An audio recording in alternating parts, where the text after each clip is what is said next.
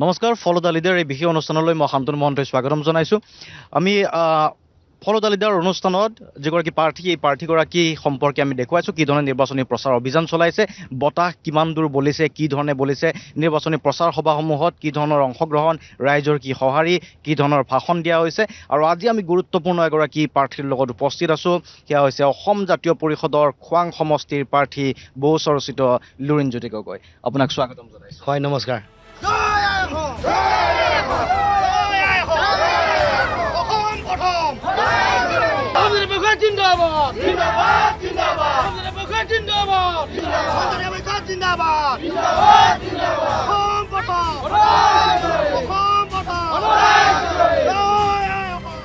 খোৱাঙত কেনেকুৱা পাইছে এতিয়া আপুনি? এইবাৰ আপোনাৰ সমষ্টি ক্ষেত্ৰ সলনি হৈছে। মই পোনপটীয়াকৈ সুধিছোঁ, ইয়াতে যি শাসকীয় পক্ষ আছে কৈ থাকিব বিচাৰিছে যে আপুনি ইয়াৰে নহয়, খোৱাঙৰ নহয়, এই উত্তৰটো কেনেকৈ দিছে আৰু ৰাইজে কি ধৰণে আদৰণি লৈছে? নহয়, সেইটোতো একেবাৰে এটা অতি স্থূল পাতল বিষয় উত্থাপন কৰিব খুজিছে। এই বিষয়বোৰ তেতিয়াই উত্থাপন কৰে যেতিয়া নিজৰ লগত বিধায়কগৰাকীৰ কোনো ৰিপৰ্ট কাৰ্ড নাথাকে। ইয়াত ৰাস্তা ঘাটৰ অৱস্থা ইমান বেয়া, আপুনি গ'লেই দেখিব, আপুনি ঘূৰিও ফুৰিছে। অসমৰ আটাইতকৈ পিছপৰা সমষ্টিটো এইটো। বিধানসভাৰ মজিয়াত আটাইতকৈ মাত মাতিব নোৱাৰা বিধায়কগৰাকী ইয়াৰ। তেওঁ নিজে আচলতে এইটো সমষ্টিৰ নহয়, এইটো কথা ৰাইজে নাজানে। মানে মিছা কথা, মানে তথ্যবিহীন, মানে তথ্য লুকাই থাকিব বুলি ভাবে। তেওঁ আচল ঘৰ হৈ গ'ল লেঙেৰীত, যিটো টিংখাং সমষ্টি। তাৰপিছত তেওঁ মৰাণত তেওঁ ঘৰ কৰিছিলে। তেওঁ পৰিভ্ৰমী পক্ষী হিচাপে মানুহৰ মাজত সমাদৃত, আৰু সেইকাৰণে পিছত আহি তেওঁ মৰাণৰ পৰা আহি তেওঁ কুটুহাট ঘৰ ল'লে। আৰু মই আচলতে মই এইটো কথা কেতিয়াও নাভাবোঁ যে সমগ্ৰ অসমখনতে মই স্থানীয়, মই লোকেল মানুহ। ইয়াত মইতো বিজয় গুপ্তা নহয়, তেওঁলোকৰ বিজেপি দলে বিজয় গুপ্তাক টিকেট দিছে। গতিকে মই অসমৰ যিকোনো স্থানতে মোৰ হক আছে, অধিকাৰ আছে। যিকোনো স্থানৰ মানুহৰ প্ৰতি মোৰ দায়িত্ব আছে। মোৰ কোনো জাত পাত ধৰ্ম নাই, কোনো ভৌগোলিক ভেদাভেদ নাই। ইয়াত প্ৰতিটো অঞ্চল, অসমৰ প্ৰতিটো উজনি, নামনি, বৰাক, ব্ৰহ্মপুত্ৰ, পাহাৰ, ভৈয়াম, গাঁৱৰ দুৰ্গম প্ৰান্ত সকলো মোৰ আপোন, আৰু সকলোতে মোৰ অধিকাৰ আছে, সকলোৰে হৈ মই যুঁজাৰ মোৰ লক্ষ্য আছে। কিন্তু আচল ঘৰটো জানি আপুনি ইণ্টাৰেষ্টিং পাব। আচল ঘৰটো মোৰ খোৱাং সমষ্টিত। আচল মোৰ খনিকৰত মোৰ ঘৰ। খনিকৰত মই জন্মসূত্ৰে তিনিচুকীয়াত থাকিব লগা হ'ল। মানে মোৰ মাৰ ঘৰ তিনিচুকীয়াৰ বৰলাইপল্লি। মাহঁতৰ কোনো ল'ৰা নাছিলে, গতিকে মই এনাইৰ ঘৰত মোৰ ডাঙৰ দীঘল হ'ব লগা হ'ল, পঢ়া শুনা কৰিব লগা হ'ল। আৰু দেউতাও সৌভাগ্যজনকভাৱে দেউতাই চাকৰি তিনিচুকীয়াত কৰিছিলে, ফৰেষ্টত কৰিছিলে। যিহেতু গুইজানত যিহেতু আছিল তেওঁ ডিব্ৰু চৈখোৱা অভয়াৰণ্যত, তাতে তিনিচুকীয়াৰ পৰা তেওঁ অহা যোৱা কৰোঁতে কৰোঁতে তাতে একেবাৰে স্থায়ীভাৱে থকা হ'ল। গতিকে এইটোততো বাৰু মোৰ দুখ নাই। এইটো এটা ইছ্যু কৰিব খুজিছে। এইটো ইছ্যু নহয়। ইছ্যু তেতিয়াহে হ'ব যে ইয়াত বাট পথ কি হ'ল, ইয়াত চেচুঘাট দলং কিয় নিৰ্মাণ কৰিব নোৱাৰিলে, তেওঁ বিধানসভাত কেতিয়াও জাতীয় সংকট যেতিয়া আহিছে কিয় মাত দিয়া নাই, তেওঁ খোৱাঙৰ বানপানী গৰাখহনীয়া ইছ্যুটো স্থায়ীভাৱে সমাধান কৰিবলৈ কিয় ব্যৱস্থা গ্ৰহণ কৰা নাই, কিয় তেওঁ খোৱাংবাসীৰ যিবোৰ ছাত্ৰ ছাত্ৰী আছে তেওঁলোকৰ উন্নয়নৰ কাৰণে তেওঁ কাম কৰিব পৰা নাই, তেওঁ কিয় সংস্থাপনৰ বাদ দিয়া নাই, কৃষিৰ জলসিঞ্চনৰ 100% ব্যৱস্থা কিয় নাই, ইয়াত এবাৰ খেতি কৰাৰ পিছত পেলাই থ'বলগীয়া কিয় হৈছে, বজাৰ কিয় নাই, শীতলীকৰণৰ কাৰণে কোনো ধৰণৰ এটা কোল্ড ষ্ট'ৰেজ কিয় আজিলৈকে বনাব পৰা নাই। আজিলৈকে কলা বজাৰ দপদপাই থকা, আমাৰ শস্য বহুত হয়, ধান হয়, ইয়াত ক্ষুদ্ৰ চাহ খেতিয়কসকলৰ সমস্যা, তেওঁলোকে MSP আজিলৈকে কিয় দিব পৰা নাই, সেই সম্পৰ্কত কেতিয়াবা বিধানসভা মজিয়াত তেওঁ ৰাখিছে নেকি বক্তব্য? ডিবেট তাক লৈ হ'ব। চাহ বাগিচাত 351 টকা মজুৰি কিয় দিয়া নাই, তাৰ সমৰ্থনত তেওঁ বক্তব্য কেতিয়াবা ৰাখিছে নেকি? 6টা জনগোষ্ঠীৰ জনজাতিকৰণৰ বিষয়টো কিয় আজিলৈকে গাপ দি ৰাখিলে? জুবিনদাৰ ন্যায় আজিলৈকে কিয় চৰকাৰে দিব নোৱাৰিলে? সেইবোৰ বিষয়ত ইয়াৰ বিধায়কগৰাকীয়ে কোনো ধৰণৰ তেওঁ যুঁজিব পৰা নাই, কোনো প্ৰশ্ন উত্থাপন কৰিব পৰা নাই, কোনো সমস্যাৰ সমাধান কৰিব পৰা নাই। কেৱল মাত্ৰ এগৰাকী অকমন্য অদক্ষ একেবাৰে কাম নোহোৱা বিধায়ক হিচাপে নিজকে প্ৰমাণিত কৰিছে। খোৱাংবাসীৰ মাজত এই চৰ্চাটো আছে নেকি? যদি আমি লুৰিণজ্যোতি গগৈক ইয়াৰ পৰা বিজয়ী কৰি পঠিয়াই দিওঁ, গতিকে অসম বিধানসভাৰ মজিয়াত গোটেই অসমে এগৰাকী উদাত্ত কণ্ঠৰ প্ৰতিনিধি পাব। গতিকে কেৱল সমষ্টিটোৰ এগৰাকী প্ৰাৰ্থী হিচাপে নাচাই আপোনাক ৰাজ্যৰ এগৰাকী নেতা হিচাপে চাইছে নেকি? নিশ্চিতভাৱে চাইছে, আৰু মানুহৰ এইটো মৰম ভাল সদায় আছে। ভোট দিওঁতে অকণমান বিভিন্ন ধৰণৰ কথা বতৰা থাকে, জানেই যে পলিটিকেল কেমেষ্ট্ৰিটো অংকৰ নিচিনা নহয় পোনপটীয়া, কিন্তু এতিয়া সেই মৰম আৰু আস্থাটো মানুহৰ বাঢ়িছে। আৰু ময়ো জনগণক মই কথা দিয়ে ৰাখিছোঁ যে মই কেতিয়াও মোৰ বচন নাযায় প্ৰাণ গ'লেও, আৰু মই যুঁজি আছোঁ। মোৰ কাৰণে ৰাজনীতি জীৱন জীৱিকা নহয়, মোৰ কাৰণে ৰাজনীতি মোৰ এটা জাতীয় দায়বদ্ধতা, গণতান্ত্ৰিক দায়বদ্ধতা বুলি ভাবোঁ। মানুহৰ কাৰণে কাম কৰিবলৈ অপৰিসীম চেষ্টা কৰিম। কাৰ্যত কিমান কৰিব পাৰোঁ সেইটো সময়ে ক'ব। আৰু দ্বিতীয়তে বিধায়ক হিচাপে বা ভৱিষ্যতৰ দিনৰ আশীৰ্বাদ পালে আৰু যদি বেলেগো কিবা দায়িত্ব পাওঁ, তেতিয়া মোৰ কৰিবলগীয়া কৰণীয় দায়িত্ব এটা নিৰ্দিষ্ট সমষ্টি, সমগ্ৰ অসমৰ জনগণ, জাতীয় প্ৰশ্ন, জাতীয় বিষয়, জাতীয় সংকটত যুঁজাৰ যিটো শক্তি, সেইটো ৰাইজৰ পৰা মই প্ৰতি মুহূৰ্তত বিচাৰিম যে আপোনালোকৰ আশীৰ্বাদ ৰাখিব। মই আপোনালোকক নিৰাশ নকৰোঁ। আপোনালোক কেতিয়াও আপোনালোকৰ আশা, আপোনালোকৰ আস্থা, আপোনালোকৰ মৰম আশীৰ্বাদৰ কেতিয়াও কোনো কাৰণতে কেতিয়াও অথলে নাযায়। যিহেতু এটা আঞ্চলিক দল, অসমৰ আঞ্চলিক দল বা জাতীয়তাবাদৰ চিন্তা চেতনাক আপোনালোকে জীয়াই ৰাখিব বিচাৰে, গতিকে এই সমষ্টিটোত জাতীয়তাবাদী চিন্তাধাৰাৰ ভোটাৰসকল বা নাগৰিকসকল আছেনে নাই? যদি আছে, তেওঁলোকৰ ভূমিকাটো আগত কি আছিল? তেওঁলোকৰ অতি শক্তিশালী ভূমিকা। তেওঁলোক অতি নিৰাশ হৈ আছিলে। জাতীয়তাবাদৰ যিটো মানে গণ পৰিষদে প্ৰতিনিধিত্ব কৰা যিটো জাতীয়তাবাদ, তাৰ যিটো তথৈবচ অৱস্থা, বেলেগৰ ওচৰত যেনেকৈ মূৰ দুৱাই থাকিব লগা হৈছে, কেৱল মাত্ৰ মন্ত্ৰিত্ব ক্ষমতাৰ কাৰণে অতি বেছি আপোচ কৰিব লগা হৈছে, বিশ্বাসঘাতকতা প্ৰতাৰণা কৰিব লগা হৈছে। সেইকাৰণে আপুনি সমগ্ৰ অসমত খবৰ ল'ব, য'ত য'ত জাতীয়তাবাদী ভোটাৰ আছে, নেতা কৰ্মকৰ্তাসকল আছে, তেওঁলোক সকলো বহি দিছে। কিন্তু এতিয়া উজ্জীৱিত হৈছে, তেওঁলোকে আশাৰ বাতৰি দেখিছে, ৰেঙনি পাইছে। তথাপিও যিহেতু আগৰ নেতাসকলৰ যথেষ্ট কৰ্মকাণ্ড আপোনালোকে জানে যে তেওঁলোকে বহুত এনেকুৱা ধৰণৰ কাম কৰিলে, বিষয়বোৰত মাত নামাতিলে বা দায়িত্ব পালন নকৰে, যাৰ ফলত জাতীয়তাবাদী ধাৰাটোৰ প্ৰতি মানুহৰ এটা সদায় প্ৰশ্নবোধক আছে। প্ৰফুল্ল মহন্ত, ভিগ' ফুকনেই যেতিয়া এই কাম কৰিব নোৱাৰিলে, সৰ্বানন্দ সোণোৱালে যেতিয়া এই কাম নাই কৰা, তেতিয়াহ'লে লুইনৰ পৰা আমি কি আশা কৰিম? এনেকুৱা ধৰণৰ। সেইকাৰণে কিছু ৱেইট এণ্ড ৱাটছ বুলি যিটো কয়, চাইছে আৰু তেওঁলোকে সিদ্ধান্ত লোৱাৰ সময় এটা আহি পৰিছে। এইবাৰ কিছু আংশিকভাৱে মানুহৰ এবাৰ সিদ্ধান্ত ল'ব, কিন্তু 31 বা 29, যদি 29 এক দেশ এক নিৰ্বাচন হয়, ঐতিহাসিক সিদ্ধান্ত জাতীয়তাবাদী ৰাইজে ল'ব বুলি মই দৃঢ়তাৰে বিশ্বাস কৰোঁ। খোৱাঙত যিটো জনগাঁথনি, সেই জনগাঁথনি সম্পৰ্কে আপোনাৰ ধাৰণাটো কি? বিভিন্ন জাতি জনগোষ্ঠী আছে, আদিবাসী সম্প্ৰদায় বা চাহ জনগোষ্ঠীৰ ভোট আছে, আহোম জনগোষ্ঠীৰ গৰিষ্ঠ সংখ্যক ভোট আছে, সেইসকলক লৈ আপোনাৰ পৃথক পৃথক কিবা আঁচনি আছে নেকি বা পৰিকল্পনা আছে? আছে। বিশেষকৈ আহোমসকলটো ইয়াতে আটাইতকৈ সংখ্যাগৰিষ্ঠ। আহোমসকলৰ লৈ এটা স্বাভিমানবোৰ আছে, বিশেষকৈ ইয়াৰ কীৰ্তিচিহ্নসমূহক লৈ। ৰাইডিঙীয়া দৌল, যিটো আলি হাবুঙৰ লগত সংযোজিত হৈছিল, সেই ৰাস্তাটো অৱহেলিত হৈ আছে। বহুতো পুখুৰী আছে, বৰবৰুৱা পুখুৰী আছে। তাৰ ওপৰত ইপাৰেও দৌল, কেইবাটাও দৌল আছে, বেজ দৌল আছে আৰু কেইবাটাও দৌল আছে, সৰু সৰু, অথচ এইবোৰ আমাৰ ঐতিহ্য বহন কৰে। কিন্তু এইবোৰৰ লগত মানুহৰ স্বাভিমান জড়িত হৈ আছে। এইবোৰৰ এটা প্ৰকল্পৰ প্ৰয়োজন। চাহ বাগিচাৰ মানুহৰ 351 টকা, জনজাতিকৰণ আহোম আৰু চাহ জনগোষ্ঠী বা ইয়াত থকা চুতীয়া, মৰাণ, মটক, মৰাণ নাই, মটক আছে। মৰাণ কিছু আছিল, কিন্তু পিছত তেওঁলোকে পৰিচয় নাইকিয়া কৰিলে। আৰু কোচ, সকলোৰে কাৰণে এইটো জনজাতিকৰণ এটা বিষয় আছে। বিশেষকৈ বাগানৰ ভূমিৰ পট্টা আৰু ইয়াতে খিলঞ্জীয়া মানুহৰ ভূমিৰ পট্টাৰো এটা সমস্যা আছে। বসুন্ধৰা 1, 2, 3 পিছতো মানুহে কিন্তু মাটিৰ অধিকাৰ, যিটো মাটিৰ অধিকাৰ মানুহে বিচাৰে। মাটি নাথাকিলে কেতিয়াও জাতি নাথাকে। আৰু আয়োগো 2 এখন হৈ গ'ল, হোৱাৰ পিছতো কিন্তু আমি দেখিছোঁ যে কাৰ্যকৰীকৰণ, যিটো তাৰমানে কঠোৰ ভূমি আইন প্ৰণয়ন কৰিব পৰা নাই। সেইটো এটা আমি আগন্তুক দিনত আমি মনত ৰাখিব লাগিব, এটা পৰিকল্পনা আছে। তৃতীয়টো হৈ গ'ল ছাত্ৰ ছাত্ৰীসকল, তেওঁলোকৰ শিক্ষা, বিশেষকৈ বিজ্ঞান শিক্ষাৰ প্ৰতি এটা দুৰ্বলতা। মানে বিজ্ঞান শিক্ষাৰ যিটো উচ্চ শিক্ষাৰ যিটো অভাৱ, ইনষ্টিটিউশ্যনেই হওক বা কলেজীয়াভাৱেও যিটো এটা কম্প্ৰিহেনচিভ পূৰ্ণাংগ পৰিকল্পনা লাগে, সেইটোৰ অভাৱ আছে। আৰু তাৰ লগে লগে কৃষি নিৰ্ভৰ অঞ্চলটোত আমি অৰ্থনীতি কেনেকৈ গঢ়ি তুলিব পাৰোঁ, বিশেষকৈ কৃষিত জলসিঞ্চনৰ ব্যৱস্থা, বজাৰ, তাৰ উপৰিও শীতলীকৰণৰ কাৰণে শীতলীকৰণৰ ভাণ্ডাৰ প্ৰতিষ্ঠা কৰা, কলা বেপাৰী বা মধ্যভোগীৰ দপদপনি নিয়ন্ত্ৰণ কৰা, জলসিঞ্চনৰ যোগেদি 3টা খেতি বা 2টা খেতি বা জৈৱিক কৃষি কৰা, বাগানসমূহত ক্ষুদ্ৰ চাহ খেতিয়কসকলে যিটো বিশেষ আজিকালি চাহৰ কথা কৈ থকা হয়, মানে স্পেচিয়েলিটি টি, সেইবোৰ কেনেকৈ কৰিব, ইউৰোপৰ বজাৰ কেনেকৈ দখল কৰিব, মৎস্য শিল্পৰ কেনেকৈ স্বাৱলম্বী হ'ব বা বাহিৰলৈ কেনেকৈ পঠাব পাৰে। বিশেষকৈ ইয়াত মানুহে গাহৰিৰ উৎপাদন কৰে, গাহৰি পালন কৰে। সেইটো এটা খুব ডাঙৰ ইয়াতে কৃষকসকলৰ এটা মানে বহু মানুহ সেইটো কৰি ধনী হৈ আছে। গতিকে এইখিনিক এটা নতুন চিন্তাৰে আগবঢ়াই নিব লাগিব। ভিজন ডকুমেণ্টতো কৈছোঁ যে 10,000 কিলোমিটাৰ গ্ৰাম্য অঞ্চলত পকীকৰণৰ কাৰণে আমাৰ এটা লক্ষ্য নিৰ্ধাৰণ কৰিছোঁ। ইয়াতে কংগ্ৰেছেও প্ৰথমতে প্ৰতিবাদ কৰা পৰিলক্ষিত হৈছিলে আপোনাৰ বিৰুদ্ধে কিছু। এতিয়া সেইসকল ব্যক্তিয়ে আপোনাৰ হৈ প্ৰচাৰ অভিযানত নামিছে, আপোনাক সহায় কৰিছে? যিকেইগৰাকী ব্যক্তিয়ে প্ৰতিবাদ কৰিলে তেওঁলোকেতো ইতিমধ্যে কংগ্ৰেছ বিদায় লৈ প্ৰথমে ৰাইজৰ দলত যোগদান কৰিলে, তাৰপিছত এতিয়া নিৰ্দলীয়কৈ নিৰ্বাচন খেলিছে। বাকী যিসকল ষ্ট্ৰাকচাৰ্ড যিবোৰ সংগঠন আছে, মানে তেওঁলোকৰ ব্লক, মণ্ডল পৰ্যায়ত বা বুথত যিসকল তেওঁলোকক আনুষ্ঠানিক ফৰ্মেল যিটো অৰ্গেনাইজেশ্যন এইটো কেতিয়াও, কাৰণ তেওঁলোকে জানে মিত্ৰতাৰ ধৰ্ম কি, তেওঁলোকে জানে যে গণতান্ত্ৰিক পৰম্পৰাটো কি। এইবোৰ যিসকল মানুহে আগতে প্ৰতিবাদ কৰিছিলে তেওঁলোক বিজেপিৰ এজেণ্ট বুলি ইতিমধ্যে প্ৰমাণিত হৈছে, আৰু তেওঁলোকৰ প'ষ্টো বিধায়কে শ্বেয়াৰ কৰা সকলোৱে দেখিছে।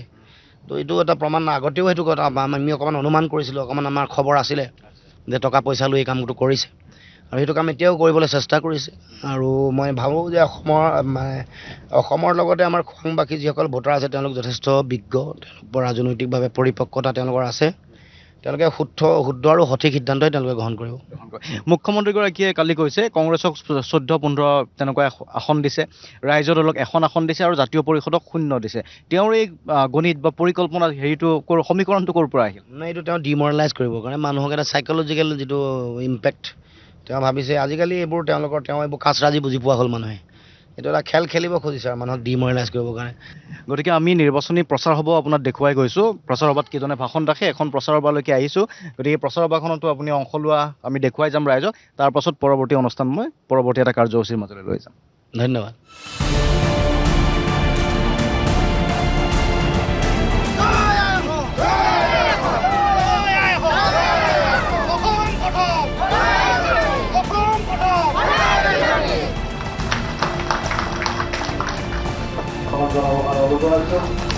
আৰু এই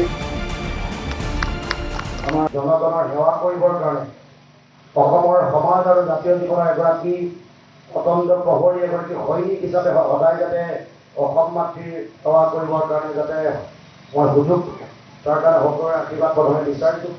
আপোনালোকে সকলোৱে জানে যে এইবাৰ নিৰ্বাচন অসমৰ মানুহৰ কাৰণে অগ্নি পৰীক্ষা।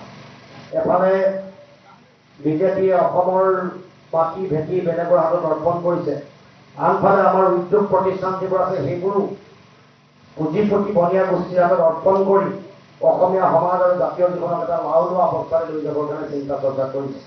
2,16,000 কোটি টকাৰ ঋণৰ বোজা, তাৰ পাছত আকৌ অত্যাৱশ্যকীয় সামগ্ৰীৰ মূল্য বৃদ্ধি, 27খন টোলগেট লগাই দিয়া হৈছে, 50,000 বিঘা আপোনাৰ মোৰ মাটি আম্বানী আদানী ৰামদেৱৰ হাতত অৰ্পণ কৰিব খুজিছে। হিন্দু মুছলমানৰ সাম্প্ৰদায়িকতা ৰাজনীতি কৰিছে। আমাৰ কৌটিকলীয়া যিটো সমন্বয়, শংকৰ মাধৱে গঢ়ি থৈ যোৱা সমাজ, স্বৰ্গদেউ চাওলুং চুকাফাৰ আদৰ্শ, শংকৰ আৰু আজানৰ চিন্তাক, সমন্বয়ৰ চিন্তাক যি অসমীয়া সমাজে সদায় মূল্য দি আহিছে, তাক ভাঙি ধান কৰি দিবৰ কাৰণে বিজেপিয়ে কাম কৰা আমি দেখিবলৈ পাইছোঁ, পৰিলক্ষিত হৈছে। গতিকে আমাৰ সমাজ বচাব লাগিব, সমন্বয় বচাব লাগিব। আমি দেশৰ সংবিধান, গণতন্ত্ৰ, দেশৰ সংবিধানৰ যিটো স্বতন্ত্ৰতা, ঐতিহ্য, পৰম্পৰা সুৰক্ষিত কৰিব লাগিব।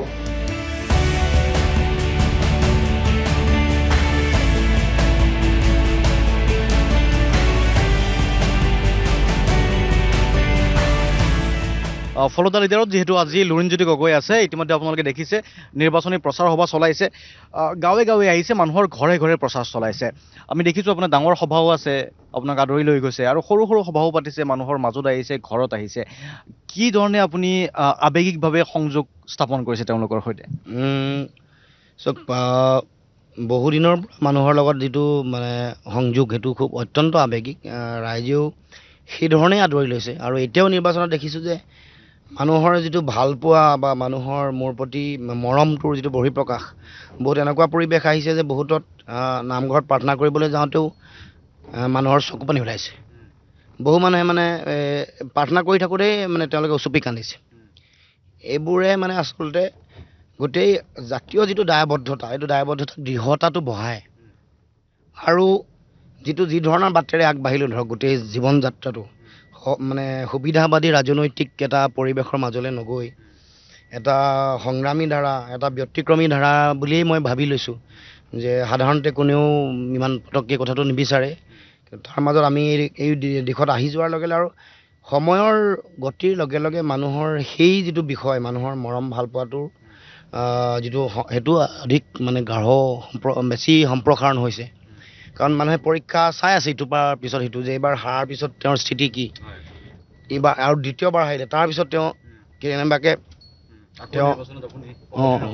অৱতীৰ্ণ নহ'বই নেকি, তেওঁ ভাগৰুৱা হৈ গৈছে নেকি, নে যুঁজিব পৰা শক্তি নাইকিয়া হৈছে নেকি, এই পৰীক্ষাটো বা মই কৈ থকা কথা বতৰাবোৰ ইফাল সিফাল হৈছে নেকি, দুইটা বিষয় চাই মানুহৰ লাহে লাহে এটা বিশ্বাস জন্মিছে।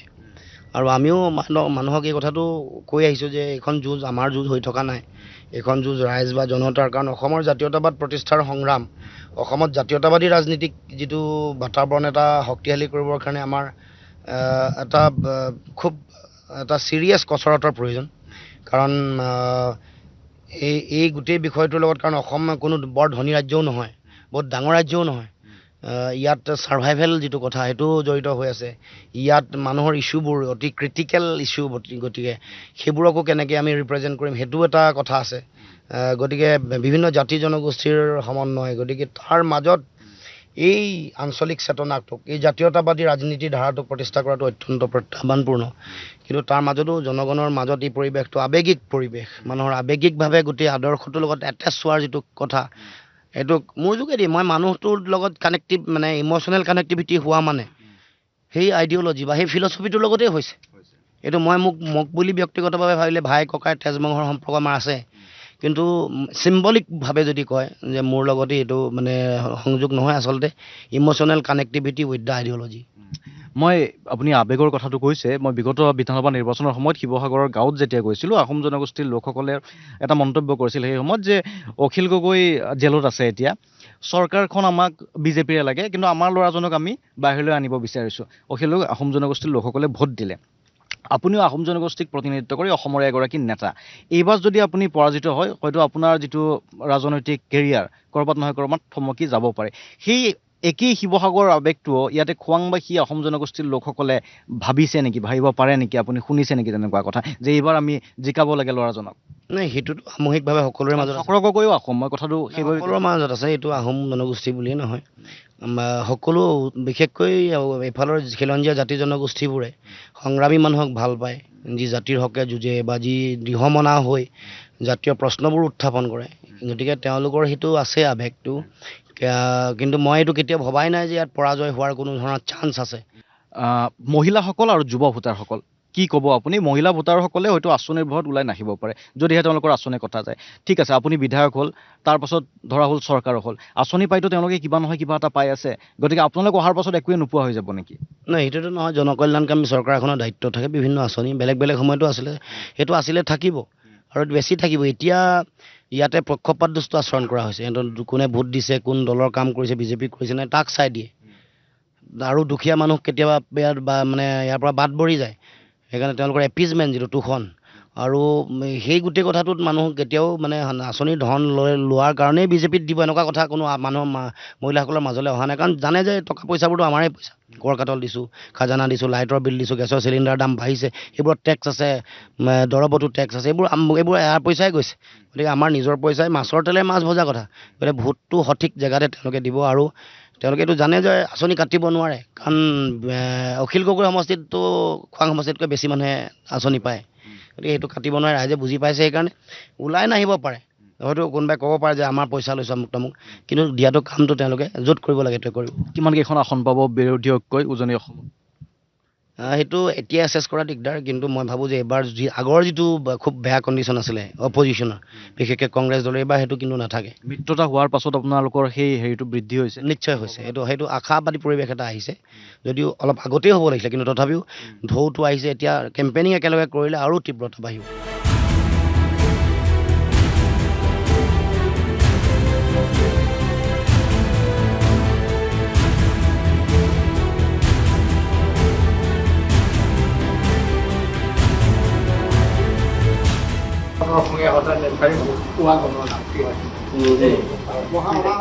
সমষ্টিবাসী ৰাইজ আমি বিভিন্ন ধৰণেৰে আমি প্ৰবঞ্চিত হৈ আছোঁ, বিভিন্ন ধৰণে আমি পিছ পৰি আছোঁ। ৰাস্তা ঘাট, দলং, ইয়াৰ বিভিন্ন দলং আজিও পকী হ'বলৈ বাকী আছে। বহু অঞ্চলত ভাল স্বাস্থ্যসেৱা আজিলৈকে গঢ়লৈ উঠা নাই। তাৰ লগে লগে এই অঞ্চলৰ ৰাইজৰ দীৰ্ঘদিনীয়া সপোন বিজ্ঞান শিক্ষাৰ বাবে উচ্চ শিক্ষা অনুষ্ঠান, বিশেষকৈ বিজ্ঞান মহাবিদ্যালয় গঢ়াকে ধৰি আন কোনো ধৰণৰ উচ্চ শিক্ষাৰ প্ৰতিষ্ঠান ইয়াত গঢ় নোলোৱাৰ কাৰণে খোৱাংবাসী ৰাইজে বহু দিনৰ পৰা সেই অপূৰ্ণ যিটো স্বপ্ন তাৰ কাৰণে যুঁজ দি আহিছে। বহু দিনৰ পৰা সেই আশা মনত পুহি ৰাখিছে। ইয়াৰ যিগৰাকী নেতা, ইয়াৰ যিসকল বিধায়ক, তেওঁলোকৰ দুৰ্বলতা, বিফলতা, তেওঁলোকৰ সুদূৰ প্ৰসাৰী নীতি নথকাৰ কাৰণে আজি খোৱাঙৰ খেতিয়ক, খোৱাঙৰ সাধাৰণ ৰাইজ, জনগণ আজিও তেওঁলোকে আমাৰ ল'ৰা ছোৱালীবোৰক স্বাৱলম্বী হ'বৰ কাৰণে বাট দেখুৱাব পৰা নাই, স্বাৱলম্বী হ'বৰ কাৰণে বাট দেখুৱাব পৰা নাই। কোনোবাই যদি উদ্যোগ কৰিব খোজে উদ্যোগ কেনেকৈ কৰিব, প্ৰশিক্ষণৰ ব্যৱস্থা, এইবোৰ সকলো এটা সুসংহত পৰিকল্পনা আমি বিৰোধী ৰাজনৈতিক শক্তিসমূহে কৰিছোঁ। হয়, পুনৰ লুৰিণজ্যোতি গগৈৰ সৈতে কথা পাতিম। আমি উজনি অসমত যিহেতু আদিবাসী জনগোষ্ঠী বা চাহ বাগানৰ জনগোষ্ঠীৰ মাজত যথেষ্ট ভোটাৰ আছে তেওঁলোকৰ, এইবাৰ আমি দেখা পাইছোঁ যে ঝাৰখণ্ডৰ মুখ্যমন্ত্ৰী হেমন্ত সোৰেন আহি উজনি অসমত খোপনি পুতি আছে, লগত 2-4জন মন্ত্ৰীও আছে। কিছু দিন পূৰ্বে আপুনি গৈ সাক্ষাৎ কৰিছিল, বহুতে এই কথাটো ক'ব বিচাৰিছে যে তেওঁলোক আহিছে বিজেপিৰ ভোট কটাৰ বাবে, যিহেতু 21টাকৈ সমষ্টিত প্ৰাৰ্থিত্ব আগবঢ়াইছে। এই কথাটো কিমান সঁচা? চাওক, মোৰ পোনপটীয়া প্ৰস্তাৱ এইটো আছিলে যে আমি একেলগে ঐক্যবদ্ধভাৱে যুঁজিব লাগে। এইটো এটা ষ্ট্ৰেটেজিকেল মুভ হ'ব পাৰে, কাৰণ গোটেই কথাটো কংগ্ৰেছৰ লগত বেছিকৈ পাতিছে। কিন্তু মই কৈছিলোঁ যে আপুনি ভোট কাটিবলৈ নাহিলেও ভোট যদি সংযোজিত কৰিবলৈও আহে তেতিয়াও মানুহে গ্ৰহণ কৰিব, কাৰণ আপোনাৰ সেইটো এটা আদিবাসীসকলৰ লৈ যুঁজি থকা এগৰাকী মানুহৰ পুত্ৰ, বা আপুনি নিজেও যুঁজি আছে, গতিকে সেই মানুহৰ ভাল পোৱাটো আপোনাৰ প্ৰতি আছেই। আমি বিচাৰিছোঁ যে অসমত মূল বিষয় আছিলে যে ৰিজনেল আঞ্চলিক শক্তিসমূহ দেশৰ ভিতৰতে শক্তিসমূহক সকলোকে হাত শক্তিশালী কৰিব লাগে। 2 নম্বৰ, সকলো আঞ্চলিক শক্তিক মানে এখন প্লেটফৰ্ম, এটা আমব্ৰেলাৰ তলত থিয় কৰোৱাব লাগে। তাৰ কাৰণে তেখেতসকলৰ নিচিনা মানুহেই দায়িত্ব ল'ব লাগিব। 3 নম্বৰ কথাটো কৈছিলোঁ যে অসমত যদি কোনোবা এটা গোষ্ঠীক লৈ যদি ৰাজনীতি কৰে, সেইটো মই ভাবোঁ যে অসমৰ সামাজিক যিটো পৰিৱেশ বা সামাজিক যিটো দায়িত্ব তাৰ কাৰণে ভাল নহয়। কোনোবাই অকল হিন্দুক লৈ কৰা ৰাজনীতিও ভাল নহয়, মুছলমানক লৈও কৰা ভাল নহয়, আদিবাসীসকলকো লৈ অকলে কৰাটো ভাল নহয়, বা মই আহোমক লৈ অকল সংকীৰ্ণ ৰাজনীতি কৰাটো কোনো উচিত নহয়। সেইকাৰণে তেখেতক মই আহ্বান জনাইছিলোঁ। কিন্তু গোটেই কথাটো মানে ষ্ট্ৰেটেজিকেল যিটো পলিটিকেল যিটো সেইটো কংগ্ৰেছৰ লগতে পাতিছে। মই ভাবোঁ যে লাভ নিশ্চয় হ'ব, কিন্তু তেওঁ যদি লগত থাকিলে হ'লে আৰু শক্তি বাঢ়িলে হ'লে ধুমুহা উজনি অসমত তেওঁৱে টাৰ্ণিং পইণ্ট হৈ গ'ল হ'লে, মই ভাবোঁ এইটো মোৰ পাৰ্চনেল ফিলিংছ।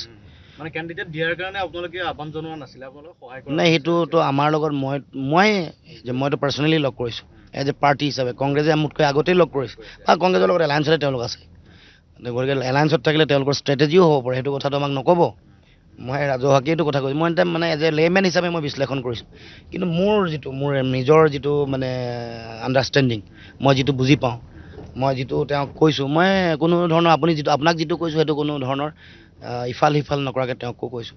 তেওঁ কথাটো একচেপ্টো কৰিছে যে মই কৈছিলোঁ যে এছিমিলেশ্যন প্ৰচেছ এটা চলি আছে, য'ত মানে আজি এই সময়ত চাহ বাগিচাৰ আদিবাসী ৰাইজৰ লগত সেইটো মানুহৰ সম্পৰ্কটো ভাল হৈ উঠিছে। মাজত আছিলে এটা দূৰত্ব আছিলে, এতিয়াও একেবাৰে শেষ হৈ গৈছে বুলি নকওঁ, কিন্তু তথাপিও সেই যে দূৰত্বটো কমিছে, নতুন উৎসাহপূৰ্ণ পৰিৱেশ আহিছে, এইটো ব্ৰেক কৰিব নালাগে।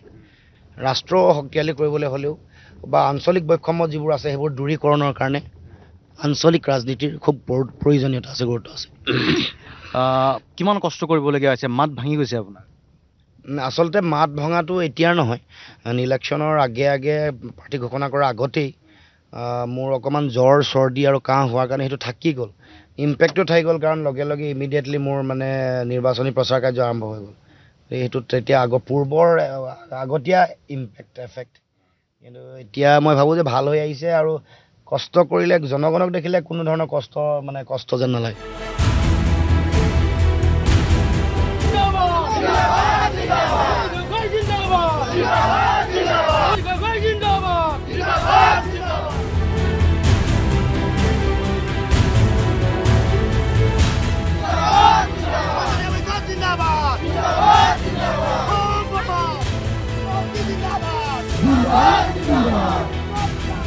Zindabad!